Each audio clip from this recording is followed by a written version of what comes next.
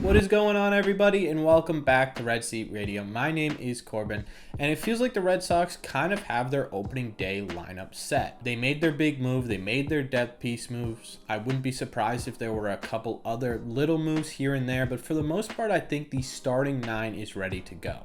So in today's video, I'm going to try and predict the Red Sox opening day lineup, where everyone fits in this lineup, and where they are on the field. I'm also going to try and predict what the Red Sox record is going to be this year and what place they end up in the AL East. Now, I know I've done a video kind of similar to this in the past, but that was during the lockout where we didn't have a ton of information about who's going to be on the team and stuff like that. I definitely did not have Trevor Story on it, so I'm going to redo it here for you guys today. As always, though, before we get into that, do me a favor, make sure you guys have hit that subscribe button. I think we're like one subscriber away from 700. Let's see if we can get there within the first couple hours of this video going live. Also, make sure that you guys are hitting the like button as well. Hitting that like button helps out the video a ton and would mean a lot to me. Thank you all very much for clicking on this one. Let's get into it. The big kind of hurdle with this lineup is the addition of Trevor Story, and that's not a bad hurdle to have, but it is still a hurdle. He's a right-handed hitter, which makes the Red Sox right-handed dominant. He's a power hitter, but he has a lot of speed. So do you put him at the top? Do you put him in the middle? Do you put him at the bottom? Trevor Story can fit in anywhere in this lineup, so really any lineup that you guys are predicting is probably correct too. We're probably going to see the lineup shift around a lot until we find a spot where Trevor Story is comfortable.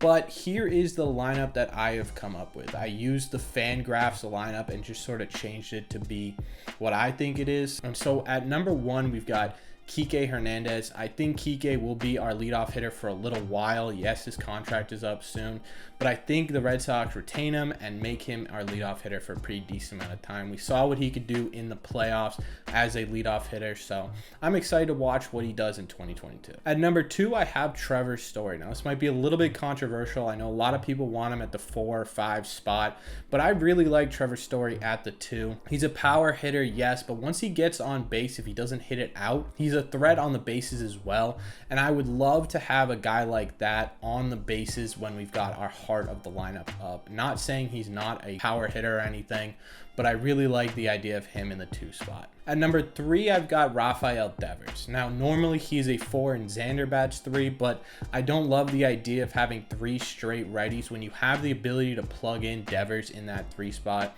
He is a monster. He will have ducks on the pond a lot of the times between Kike and Trevor Story. So keeping him at the heart of the lineup makes a lot of sense. At number 4, we've got Xander Bogaerts. Now, Xander is normally the number 3 guy, but again, just matchup-wise, I think it makes sense to put Xander in the 4 spot. I think either way you flip those guys, it would make sense. You could even do the 3 righties and then Devers, but I just like the matchups a little bit better.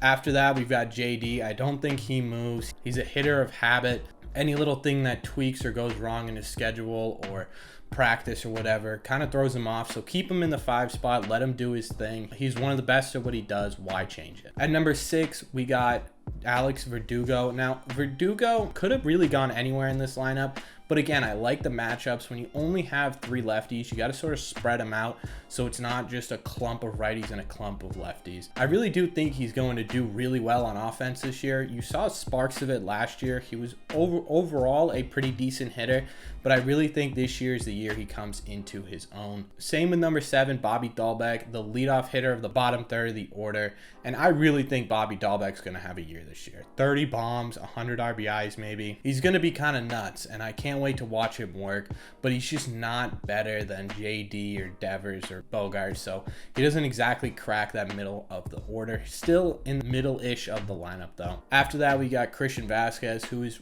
wildly underrated in my opinion. I know a lot of people don't love Vasquez behind the plate, but he's a fairly decent hitter, and he does pretty well on defense. And again, it's another guy I'm excited to see what he can do in 2022. And finally, rounding out our lineup is Jackie Bradley Jr. in the 9 spot. JBJ, statistically the worst hitter in baseball last year, but with the pressure of being a good hitter completely off his back this year with the addition of Trevor Story, I think we might see a tiny bit of a resurgence from Jackie Bradley. I'm not saying the guy's going to hit 280 with 25 home runs, but he might be in that 240-ish range with 10 bombs and maybe like 12 doubles, something like that, which would be a huge help to that bottom half of the order. I just think with him not having to produce as much as everyone kind of expected from him when he came back might make him a little bit more comfortable in at the plate. And that's my lineup right there. That's what I think is going to be the Red Sox lineup come opening day for the first couple of weeks. Let me know in the comment section down below what your lineup would look like. Is it similar to mine? Is it completely different? Do you think I'm an idiot for putting it this way? Let me know all your thoughts down below.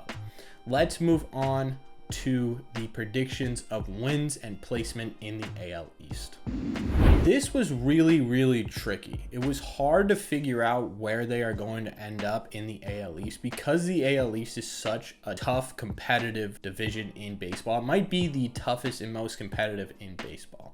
But with the addition of Trevor Story, the added defense in Jackie Bradley, the performance increase of Nick Pivetta, all these kind of things coming together, in my eyes, makes us slightly better than last year. Last year, we ended up with 92 wins. This year, I think we end up with 94. And I think that puts us in second place in the AL East, but not by much. I think the Blue Jays take the first spot, and they have like 96 to 97 wins. I think this is going to be a dogfight come September and October. I think the AL East, position-wise, is going to be a difference of 1 or 2 games each. So us being in second place is not a comfortable second place. I think we do catch a wild card spot and get hot right then and there and just take off through the playoffs. A little bit of a storybook ending for the Red Sox in 2022, in my opinion.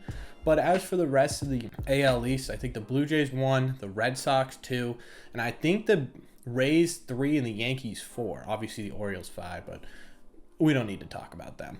I think the Yankees and the Rays are going to have a very similar record that comes down to a 1 or 2 game, kind of like we had last year for the Nationals game, like that series we needed to sweep to get in. I think that happens this year again, and I think we end up solidifying the number 2 spot. Let me know in the comment section down below what you think of my predictions. Do you think the win total is too high, too low?